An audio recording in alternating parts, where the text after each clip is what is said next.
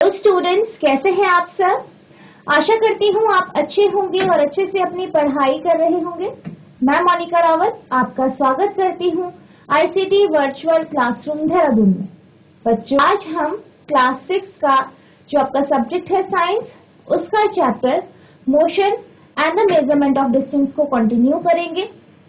तो बच्चों, last lecture में हम ये समझ रहे थे कि मोशन यानी गति क्या होती है और हम गति के प्रकार देख रहे थे, जिसमें हमने जो आपका रेक्टिलिनियर मोशन होता है यानी सरल रेखीय गति, इसको हमने समझा था।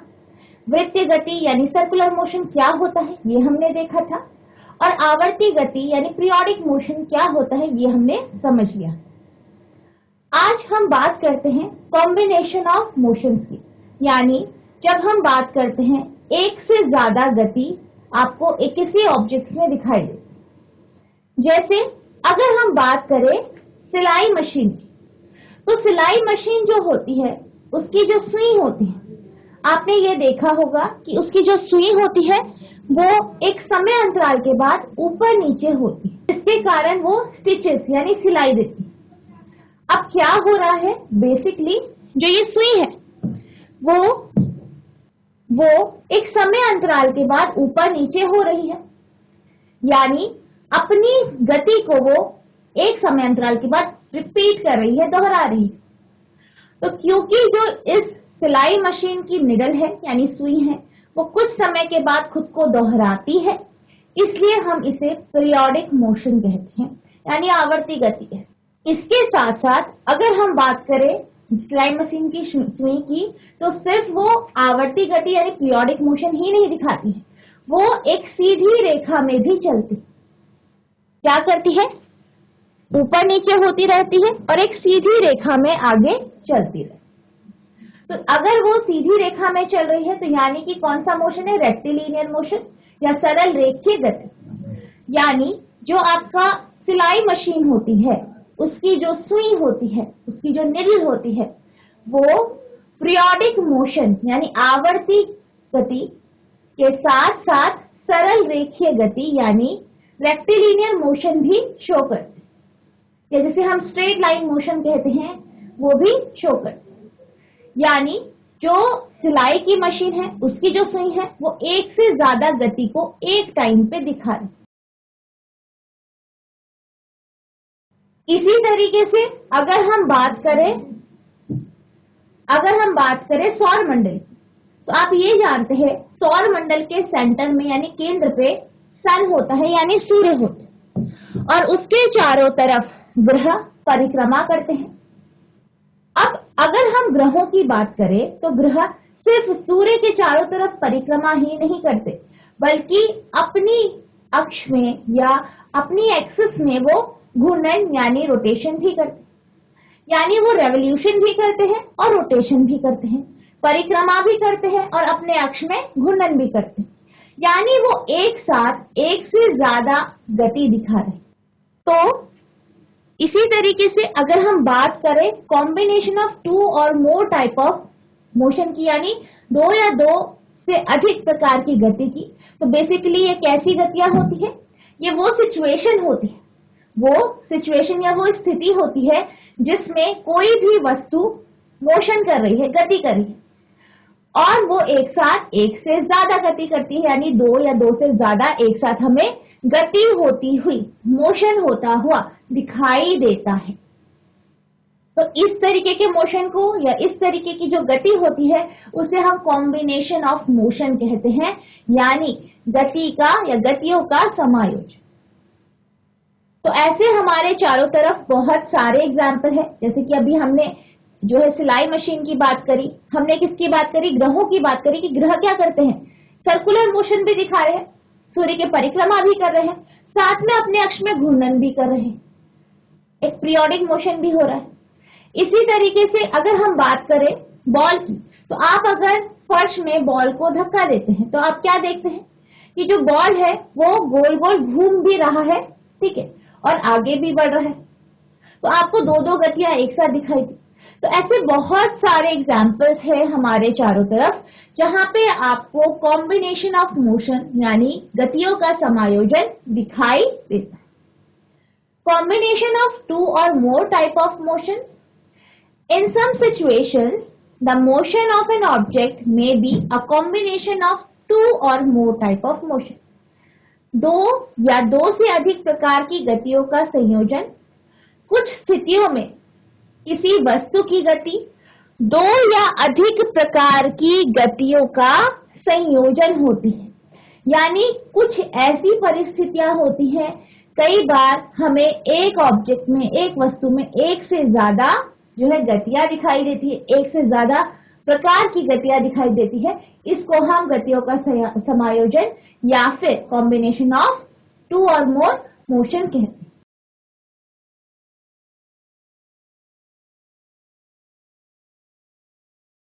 अब इसके एग्जाम्पल्स है। Motion of a ball on the ground.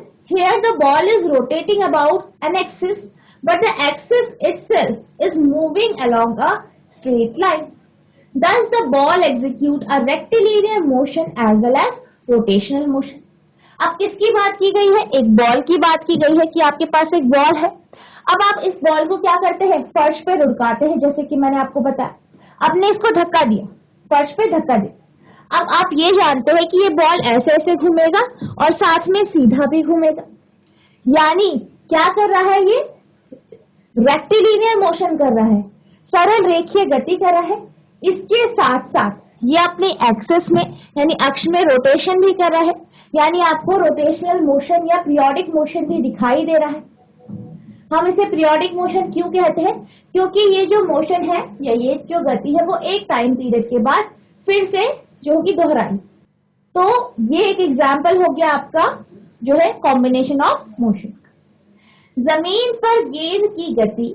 यहाँ गेंद एक अक्ष के चारों ओर घूम रही है या घूर्णन कर रही है, लेकिन अक्ष स्वयं एक सीधी रेखा में घूम रही है। यह जो अक्ष है वो भी एक सीधी रेखा में क्या कर रही है?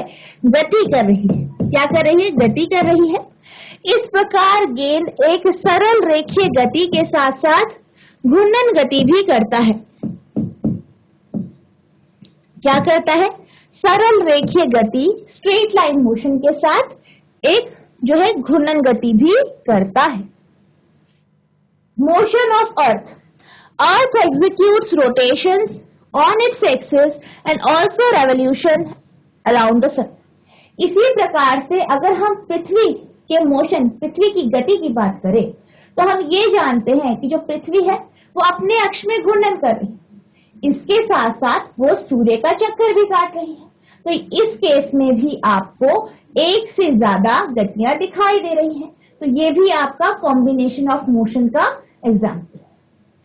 पृथ्वी की गति, पृथ्वी अपनी धुरी पर घूर्णन करती है और सूर्य के चारों ओर परिक्रमा भी करती है।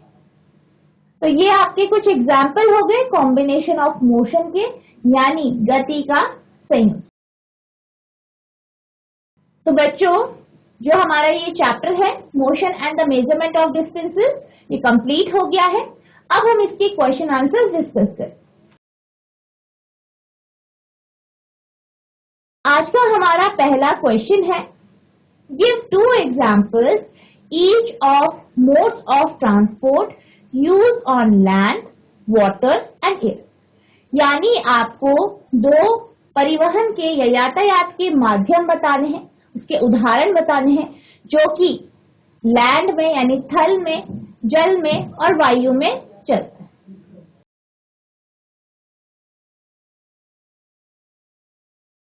मोड्स ऑफ ट्रांसपोर्ट यानी यातायात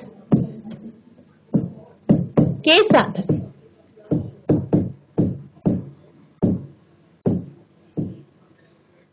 तो अगर हम बात करें यातायात के साधनों की, मोड ऑफ ट्रांसपोर्ट की, तो हमारे पास तीन तरीके के मोड ऑफ ट्रांसपोर्ट है, लैंड, वाटर एंड एयर, यानी थल, जल और वायु। अब अगर हम लैंड की बात करें, यानी हम किसकी बात कर रहे हैं? थल की बात करें, तो यहाँ पे आपके पास बहुत सारे यातायात के साधन हैं, जैसे आपका ट्रेन हो गया, बस, कार, स्कूटर, तो ये सब क्या है, यातायात के साधन। इसी तरीके से अगर हम वाटर यानी जल की बात करें, तो जल में जो यातायात के साधन होते हैं, आपके शिप्स होती है, बोट्स होती है, इनके माध्यम से आप पानी में यातायात कर सकते।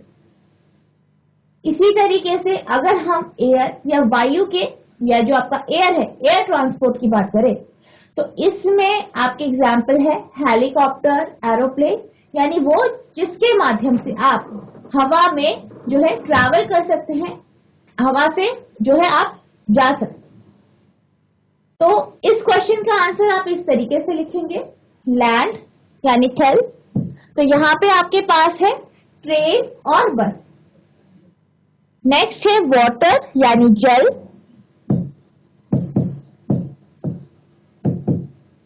तो पानी यानी जल के जो यातायात के जो साधन है वो है शिप और बोट, यानी पानी का जहाज और नाव। नेक्स्ट है एयर यानी वायु, तो यहाँ आपका हेलीकॉप्टर और एरोप्लेन जो है आपके यातायात के साधन। अब हमारा अगला क्वेश्चन है फिल इन द ब्लैंक, रिक्त स्थानों की पूर्ति कीजिए। यानी आपको स्टेटमेंट दिया गया है, उसमें बीच में एक ब्लैंक है, उस ब्लैंक को आपको फिल करना है यानी भरना है, उस रिक्त स्थान को आपको भरना है। तो पहला आपका स्टेटमेंट है 1 metre is dash centimetre, 1 metre कितने सेंटीमीटर के बराबर होता है। तो अगर हम बात करें 1 मीटर की यानी 1 मीटर की, तो हम ये जानते हैं, हम क्या जानते हैं, हमने बात की थी सीक्वेंस की, तो आपके पास होता है millimetre, centimetre, decimetre, decametre, decimetre, फिर आपका डेका होता है, फिर डेका, हेक्टो, किलोमीटर, यानी मिलीमीटर होता है पहले आपका, फिर होता है सेंटीमीटर, फिर होता है डेसीमीटर, फिर होता है मीटर, फिर होता है डेकामीटर, फिर हेक्टोमीटर, और फिर आपके पास होता है किलोमीटर। तो इस तरीके से जो होता है आपका ये सीक्वेंस होता है। अब हम बात करते हैं सेंटीमीटर, अब हम बात करते हैं सेंटीमीटर और मीटर की। तो जो आपका सेंटीमीटर और मीटर है, इसके बीच में जो रिलेशन है वो आपका है 1 मीटर इक्वल्स टू 100 सेंटीमीटर। तो यही कारण है कि जो इसका आंसर होगा वो 100 सेंटीमीटर। अब आपका अगला स्टेटमेंट है 5 किलोमीटर इज डैश मीटर, यानी 5 किलोमीटर कितने मीटर के बराबर होता है। अब अगर हम बात करें किलोमीटर की और मीटर की, तो इन दोनों के बीच में जो रिलेशन है वो 1000 का, यानी 1 किलोमीटर 1000 मीटर के बराबर। अब यहाँ पे क्या कहा गया है, यहाँ पे आपसे ये कहा गया है 1 किलोमीटर इक्वल्स टू 1000 मीटर। अब आपसे क्या कहा गया है कि 5 किलोमीटर कितने मीटर के बराबर हो। अब 1 किलोमीटर अगर आपके 1000 मीटर के बराबर है, तो अगर हम 5 किलोमीटर की बात करें तो 5 किलोमीटर आपके 1000 इंटू 5 यानी 5000 मीटर के बराबर होगा। तो यानी जो आपका सेकंड स्टेटमेंट है, इसका जो आंसर है वो 5000 यानी 5000 होगा। नेक्स्ट स्टेटमेंट है motion of a child on a swing is, बच्चे की गति झूले में, यानी झूले में अगर बच्चे की गति की बात करें, स्विंग यानी झूला, तो ये कैसी गति होती। तो आप ये जानते हैं कि जो स्विंग यानी झूला होता है वो किस तरीके से मोशन करता है, जैसे कि यहाँ पे आपका झूला है, ठीक है। अब क्या होगा, आप इसे धक्का देंगे, ये जाएगा इधर इस पोजीशन तक, फिर ये वापस आएगा अपनी पहली पोजीशन में, फिर ये इधर चल जाएगा, फिर इसके बाद फिर वापस आएगा अपनी मेन पोजीशन में, और फिर क्या होगा, यहाँ पे आने के बाद फिर से वो आगे जाएगा, फिर अपनी इस पोजीशन में आएगा, मेन यानी जो पहली पोजीशन है, फिर वहां जाएगा, फिर वापस आएगा। यानी ये क्या कर रहा है, एक समय अंतराल के बाद अपने मोशन को, अपनी गति को रिपीट कर रहा है, दोहरा रहा है। तो झूले की अगर हम बात करते हैं तो झूला कैसा मोशन करता है? ऐसा मोशन जो कि एक टाइम के बाद, एक समय के बाद दोहरा। तो अगर हम बात करें स्टेटमेंट की कि बच्चे की गति कैसी होगी झूले में, तो ये कैसी गति होगी? पीरियोडिक यानी आवर्ती गति।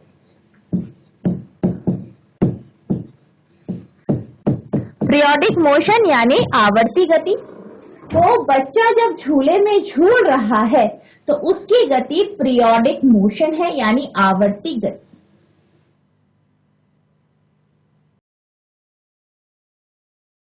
अब हमारा अगला स्टेटमेंट है, motion of the needle of a swing machine is dash.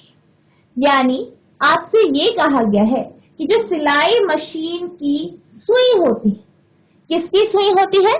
सिलाई मशीन की। नीडल यानी सुई, स्विंग मशीन यानी सिलाई मशीन। तो जो आपकी सिलाई मशीन होती है उसकी जो सुई होती है वो कैसा मोशन करती है, कैसी गति करती है? तो हम ये जानते हैं कि जो आपकी सिलाई मशीन है वो कैसा करती है, वो उसकी जो सुई है वो ऊपर नीचे होती है और एक समय अंतराल के बाद ऊपर नीचे मूव करती है। ठीक है, क्या करती है? ऊपर नीचे मूव करती है। और क्या कर रही है वो? एक समय अंतराल के बाद अपनी जो है मोशन को रिपीट कर रही है, अपनी गति को दोहरा रही है। तो हम ये कह सकते हैं कि जो निडल होती है यानी सुई होती है किसकी? सिलाई मशीन की, वो पीरियोडिक मोशन यानी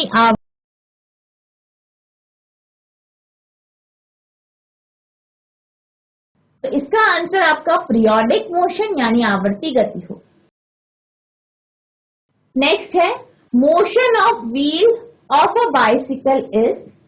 यानी साइकिल के पहिए की गति कैसी गति हो?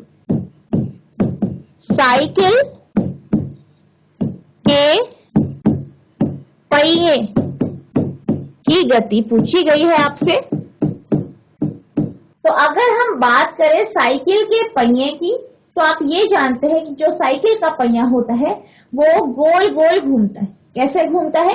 गोल गोल घूमता है, यानी वो क्या करता है? सर्कुलर मोशन या वृत्तीय गति करता है। तो अगर हम बात करें साइकिल की पहिए की, क्योंकि वो गोल गोल घूमता है इसलिए वो सर्कुलर मोशन या वृत्तीय गति, कैसी गति करता है? सर्कुलर मोशन या वृत्तीय गति। अब आपका अगला क्वेश्चन है, व्हाई कैन अ पेस और a footstep not be used as a standard unit of length. यानी आपसे ये पूछा गया है कि आप पेस को या फुटस्टेप यानी पैरों के जो स्टेप हैं उनको आप एक स्टैंडर्ड यूनिट यानी जो है, जो आपकी स्टैंडर्ड यूनिट जो है यानी मानक जो है, मानक मात्रक जो है लेंथ का, उसके तौर पे यानी लंबाई के मानक मात्रक के तौर पे क्यों नहीं ले सकते, इसको क्यों नहीं यूज कर सकते हैं? तो अगर हम बात करें फुट स्टेप्स की या पेस की, यानी जो आपके पैरों की जो स्टेप्स है उनकी, तो हम इसको मानक मात्रक या स्टैंडर्ड यूनिट ऑफ लेंथ के तौर पे यानी लंबाई के मानक मात्रक के तौर पे नहीं ले सकते। क्यों नहीं ले सकते हैं? क्योंकि हम ये जानते हैं कि हर व्यक्ति जो है उसका जो बॉडी स्ट्रक्चर होता है, उसका जो शरीर होता है वो अलग अलग होता है। किसी का शरीर छोटा होता है, किसी का बड़ा होता है, किसी के बॉडी के पार्ट छोटे होते हैं, किसी के बड़े होते हैं। तो यानी कि अगर हम पैरों की बात करें तो पैर भी किसी के बड़े होंगे और किसी के छोटे होंगे। यानी क्या होगा फिर? जब अलग अलग पैर है तो यानी जो यूनिफॉर्मिटी है या फुट स्टेप्स जो है वो उनमें यूनिफॉर्मिटी यानी एक समता या समानता नहीं हो, जिस कारण अगर कोई ऐसा व्यक्ति जिसके पैर छोटे हैं वो अगर अपने फुट स्टेप से लेंथ को नापता है तो उसकी जो लेंथ के लिए जो नंबर्स आएंगे वो ज्यादा आ जाएंगे, वहीं दूसरे व्यक्ति के लिए कुछ और आ जाएगा। तो यानी हम इसका उपयोग मानक मात्रक के रूप में स्टैंडर्ड यूनिट ऑफ लेंथ के तौर पे नहीं कर सकते। क्यों नहीं कर सकते? क्योंकि हर एक व्यक्ति का बॉडी पार्ट का जो साइज होता है वो अलग अलग होता है, पैरों का अलग अलग साइज होता है, इसलिए सबके पैर जब एक जैसे नहीं है तो फिर जो आप मेजर करेंगे वो एक जैसा नहीं है। आई होप आपको समझ में आ गया होगा। पेस और a footstep cannot be used as a standard unit of length, यानी पेस और फुटस्टेप्स को हम लंबाई के मानक मात्रक के तौर पे नहीं ले सकते, because it varies from person to person, क्योंकि ये हर एक व्यक्ति में भिन्न होता है, अलग अलग होता है। अब हमारा अगला जो है क्वेश्चन है, arrange the following length in their increasing magnitude, यानी निम्नलिखित लंबाइयों को इनके बढ़ते हुए क्रम के तौर पे लिख। पहला है आपका 1 मीटर, दूसरा है 1 सेंटीमीटर, तीसरा है 1 किलोमीटर और चौथा है 1 मिलीमीटर। तो आपको ये जो है लेंथ दी गई है, लंबाई दी गई है, इनको आपको बढ़ते हुए क्रम में या इंक्रीजिंग ऑर्डर में लिखना है। तो अगर हम बात करें इस सीक्वेंस की तो हम ये जानते हैं, हम क्या जानते हैं, हमने ये पढ़ा है, क्या पढ़ा है, आपकी जो लेंथ होती है लंबाई उसकी सीक्वेंस देखिए, जिसमें हम ये जानते हैं कि सबसे जो छोटी यूनिट है लेंथ में वो आपकी मिलीमीटर होती है और सबसे बड़ी यूनिट यानी जो सबसे बड़ा मात्रक है वो आपका किलोमीटर होता है। सबसे छोटी मिलीमीटर, सबसे बड़ा किलोमीटर।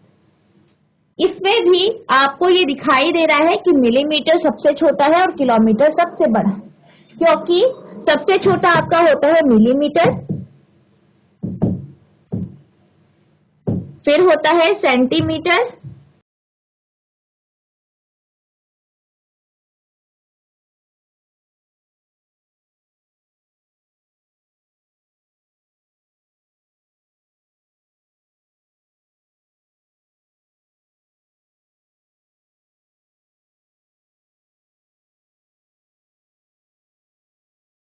फिर होता है डेसीमीटर, फिर होता है मीटर, फिर होता है डेकामीटर, फिर होता है हेक्टोमीटर और फिर होता है आपका किलोमीटर।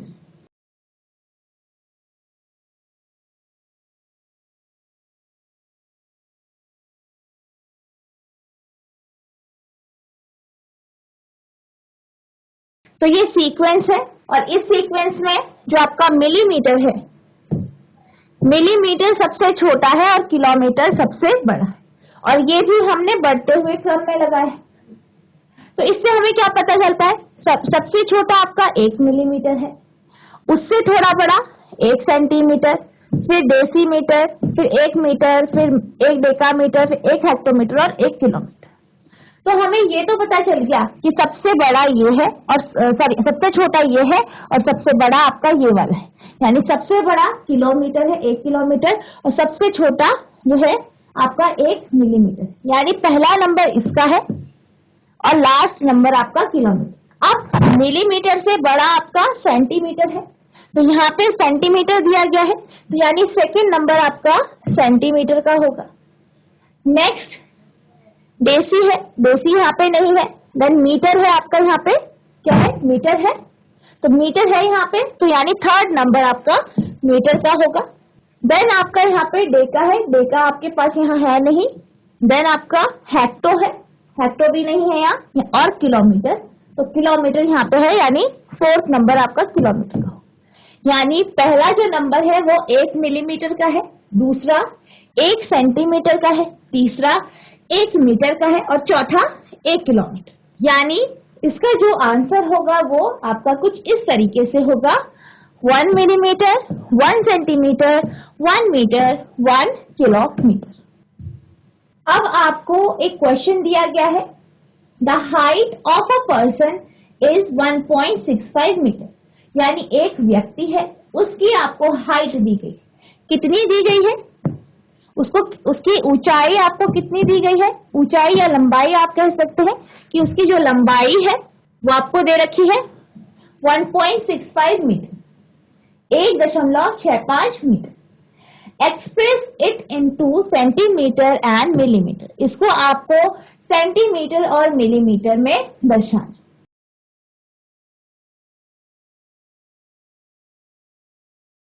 अब अगर हम बात करें, आपको क्या दिया गया है, 1.65 मीटर हाइट। अब हम जानते हैं, हम क्या जानते हैं, हमने ये देखा है कि जो 1 मीटर होता है वो बराबर होता है 100 सेंटीमीटर के, आप जानते हैं ये। और आपका जो 1 मीटर होता है वो बराबर होता है 1000 मिलीमीटर के। तो ये क्या है, 1 मीटर बराबर 100 सेंटीमीटर, 1 मीटर बराबर 1000 मिलीमीटर। अब हमें क्या करना है, हमें एक वैल्यू दी गई है, उसको हमें सेंटीमीटर और मिलीमीटर में बदलना है। तो अगर हम इसे सेंटीमीटर में बदलेंगे, यानी 1.65 मीटर को अगर हम सेंटीमीटर में बदलना चाहते हैं तो इसे मल्टीप्लाई करेंगे 100 से, यानी 100 से, यानी 1.65 इंटू 100 यानी 165 जो है सेंटीमीटर आपका आंसर है, यानी 165 सेंटीमीटर। अब इसी तरीके से अगर हम मिलीमीटर में बदलना चाहते हैं तो हम ये जानते हैं कि 1 मीटर बराबर 1000 मिलीमीटर के है, तो हम क्या करेंगे, 1000 को इससे मल्टीप्लाई कर देंगे, गुणा कर देंगे और हमारे पास आ जाएगा 1650। तो ये हमारा मिलीमीटर आ गया, यानी 1650 मिलीमीटर। तो इस तरीके से ये सॉल्व होगा और आपका जो फाइनल आंसर आएगा वो आपका ये आएगा 1.65 बराबर 165 सेंटीमीटर 1650 मिलीमीटर, यानी 1.65 मीटर बराबर 165 सेंटीमीटर 1650 मिलीमीटर। अब आपका अगला क्वेश्चन है, द डिस्टेंस बिटवीन राधा's home and her school is 3250 metre, यानी राधा का स्कूल और घर के बीच की दूरी 3250 मीटर है। Express this distance in kilometres, आपको इस डिस्टेंस को, इस दूरी को किलोमीटर में बतानी है कि ये किलोमीटर में कितनी दूरी हो। तो अगर हम बात करें 1 किलोमीटर की, तो 1 किलोमीटर बराबर होता है आपका 1000 मीटर। अब अगर हम बात करें 1 मीटर कितना होगा, एक जो है आपका 1 मीटर जो है वो किलोमीटर के हिसाब से कितना होगा। तो अगर हम 1 मीटर की बात करें तो 1 मीटर आपका 1/1000 किलोमीटर हो जाएगा। जब 1 किलोमीटर 1000 मीटर के बराबर है तो क्या होगा, जब हम इसे 1 मीटर में, यानी हमें 1 मीटर की वैल्यू निकालने कितने किलोमीटर होगी, तो हम क्या करेंगे, जो यहाँ पे वैल्यू है उसे दूसरी साइड ले जा लेंगे और वो डिवाइड हो जाएगा। ठीक है, अब हमें क्या निकालना है, 3250 मीटर कितना किलोमीटर हो। तो हम क्या करेंगे, 1 को मल्टीप्लाई करते हैं 3250 मीटर से, तो जब ये यहाँ पे मल्टीप्लाई होगा तो ये आपका इधर भी मल्टीप्लाई हो जाएगा, यहाँ पे इसे आप गुणा कर देंगे तो ये होगा 1/1000 इंटू 3250। ठीक है, अब ये हो जाएगा 3250 अपॉन 1000। अब यहाँ पे नीचे 3 जीरो है तो ऊपर 3 जो नंबर्स है उसके आगे आपका पॉइंट आ जाएगा, यानी 3.250 किलोमीटर। तो ये आपका आंसर आ गया है किलोमीटर में, यानी आपका आंसर आएगा 1 किलोमीटर बराबर 1000 मीटर।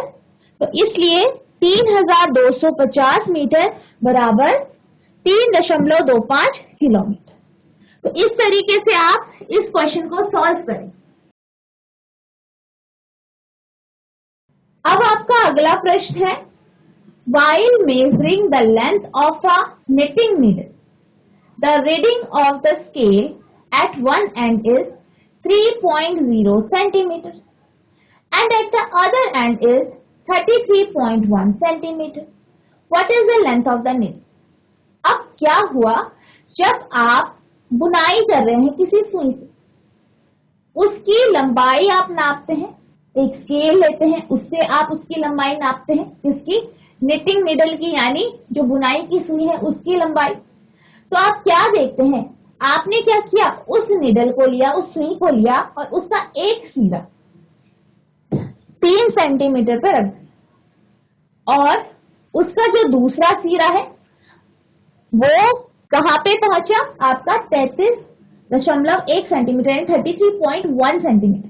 यानी आपने क्या किया, उसका जो स्टार्टिंग पॉइंट है, शुरुआत या उसकी जो एक सिरा है, पहला जो सिरा है उसे आपने 3 सेंटीमीटर में रख दिया और जो दूसरा सिरा है वो 33.1 सेंटीमीटर पे पहुंच गया, यानी 33.1 सेंटीमीटर पे पहुंच गया। तो आपको ये बताना है कि इस सुई की लंबाई क्या हो, इसकी लेंथ क्या हो। तो जैसे कि आप यहाँ पे देख सकते हैं, स्केल का जो 0 पॉइंट है, ठीक है, आपने सुई के एक सिरे को वहां पे नहीं रखा है, आपने कहाँ रखा है, 3 सेंटीमीटर पे रखा है। तो यानी कि अगर हम बात करें तो इसकी जो लंबाई ली गई है वो 3 सेंटीमीटर से ली गई है और 33.1 सेंटीमीटर तक इसकी जो लंबाई है वो पहुंची है। अगर हम इसकी वास्तविक लेंथ या वास्तविक लंबाई की बात करें तो वो आपकी कैसे आएगी, वो आपकी आएगी 33.1 को आप माइनस करेंगे 3.0 से, यानी 30.1। और ऐसा क्यों आया है, क्योंकि जब भी आप मेजरमेंट करते हैं तो आप हमेशा जो भी आप जिसकी भी आप लंबाई नाप रहे हैं उसका एक किनारा आप 0 पे रखते हैं, तभी आपकी जो मेजरमेंट है, जो आप जो है नाप रहे हैं, उसका मापन कर रहे हैं, उसकी लेंथ या लंबाई सही है। लेकिन यहाँ पे आपने 3 सेंटीमीटर पे रखा है, यही कारण है कि हमें इसकी जो लंबाई बताई गई है उससे 3 को माइनस करना पड़ेगा, तभी जो ये निडल है या ये सुई है उसकी वास्तविक लंबाई हमारे पास आई। तो इसीलिए इसका जो लंबाई आएगी वो 30.1 सेंटीमीटर आएगी, यानी आप लिखेंगे लेंथ ऑफ निडल 33.1 माइनस 3 यानी 30.1 सेंटीमीटर। और हमने 3 को माइनस क्यों किया है, क्योंकि हम जब भी मेजरमेंट करते हैं, जब भी मापन करते हैं, तो जिस भी वस्तु का मापन कर रहे हैं उसका एक सिरा 0 पे रखा जाए, लेकिन यहाँ पे आपने 3 पे रखा है। यही कारण है कि सही मेजरमेंट के लिए हमें इसे 3 से माइनस करना। आई होप आपको ये क्वेश्चन समझ में आ गया होगा। अब आपका अगला प्रश्न है, write the similarities and differences between motion of a bicycle and a ceiling fan that has been switch on. यानी आपसे ये पूछा गया है कि जो बाइसिकल होती है यानी साइकिल होती है, साइकिल का जो मोशन है, साइकिल की जो गति है, और जो सीलिंग फैन है यानी जो आपके पंखे हैं, जो छत पे लगे हुए पंखे हैं, सीलिंग फैन है, ठीक है, उसको जब हम ऑन करते हैं उसपे जो मोशन होता है उसमें सिमिलैरिटीज क्या होती है, यानी जो है समानता क्या है और भिन्नताएं यानी डिफरेंसेस क्या है।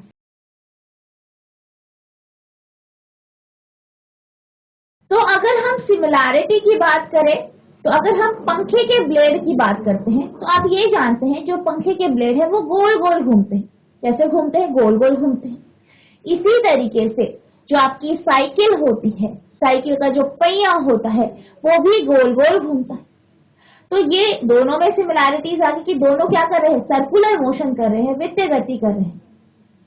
अब अगर हम डिफरेंसेस की बात करें, किसकी बात करें? डिफरेंसेस की।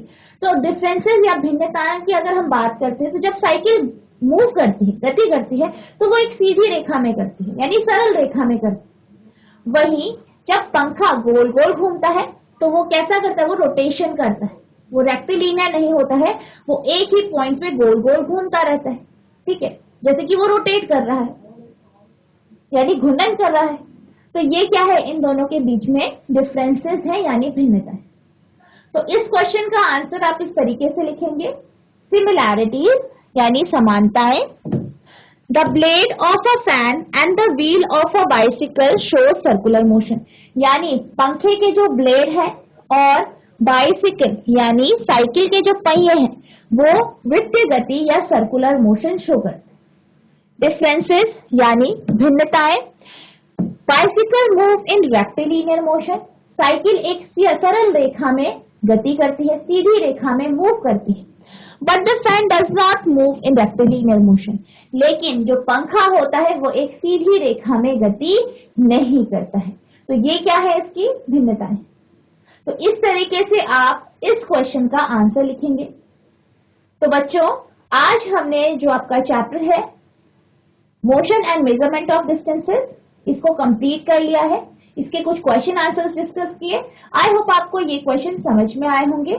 तो बच्चों, आज के लिए बस इतना ही। मिलते हैं अब नेक्स्ट सेशन में। तब तक के लिए thank you and have a nice day.